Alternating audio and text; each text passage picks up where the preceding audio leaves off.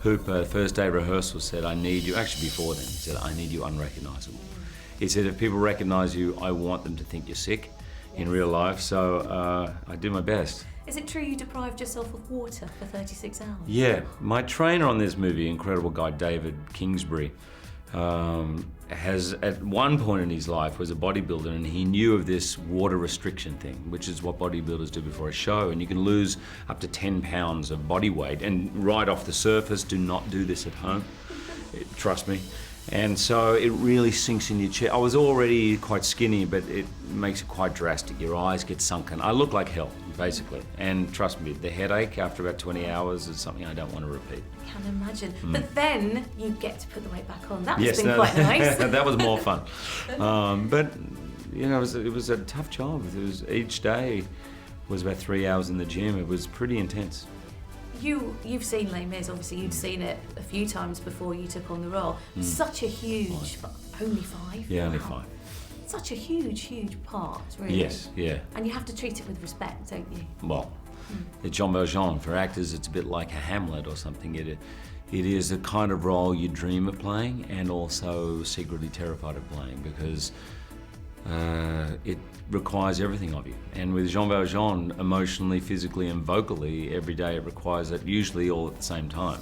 So it was an incredible opportunity, and I'm just so lucky to have been working with Tom Hooper and these other great actors. You know. What was brilliant about it was that it was live singing, and it was one shot. It just, I mean, brilliant. It's so close, and you can just feel it and see it. Tom Hooper, who is not a musical theatre director before, he went to see the show and really fell in love with it, and he said, how do I recreate that feeling that you get in the theatre? And so he wanted to sing live, and what he does actually is enhance the theatrical experience. For example, Anne Hathaway, her song, I Dreamed a Dream, which of course everybody feels they know, is a single shot without cutting for 3 minutes of her in close-up.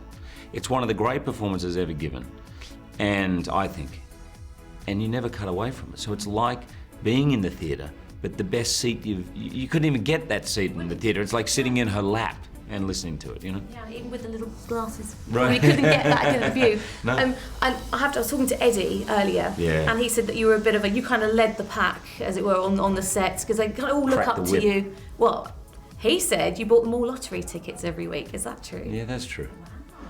Yeah, no, that's... Yeah, he won a... Did he? Yeah. Well, he owes me 10%. I told him that. Thanks for telling me that. That's a lovely idea. Yeah, it's something I started when I was doing movies in America, where you can go through a movie, there's so many people on it, you finish and you may not even talk to half of them, you know?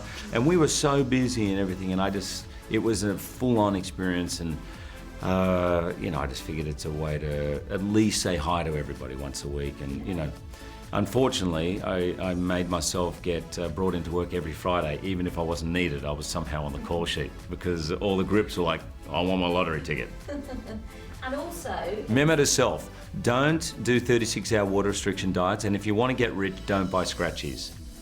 That's good. There you go. There you go. I've just ruined it for the lottery department. But anyway, no one seems to win. Well, yeah, that's the problem, unfortunately. Yeah. He also said that karaoke featured. Yes. Now, I would imagine that you'd all had enough singing, but no. You know, Russell led the way. You see, Russell loves a sing-along, and if you ever get invited to his place for a party, Lucrezia, sure. Right after you do David Letterman, then make sure you take a song, because he gets everyone singing. Oh, really? Yeah, but it was a great way to let off steam. I mean, we were all... You were not allowed to sing any of your songs from your repertoire in the musical. That was the only rule. That would be cheating.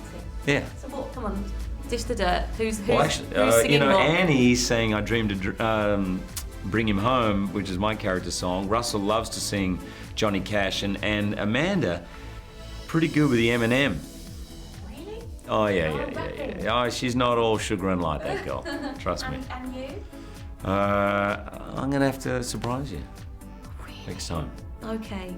Well, then my last question has to be, what are you working on now? What can you tell us? When can we see you next? I just finished doing Wolverine about 10 days ago, the Wolverine, which takes place in Japan, and I'm very excited about it. It's come out great, so that'll come out afterwards. That's the opposite, isn't it? That's when you eat about 16 meals a day and yes. train like But we did make this one a musical. It is Wolverine the Musical, just so you know. No, I'm kidding. No.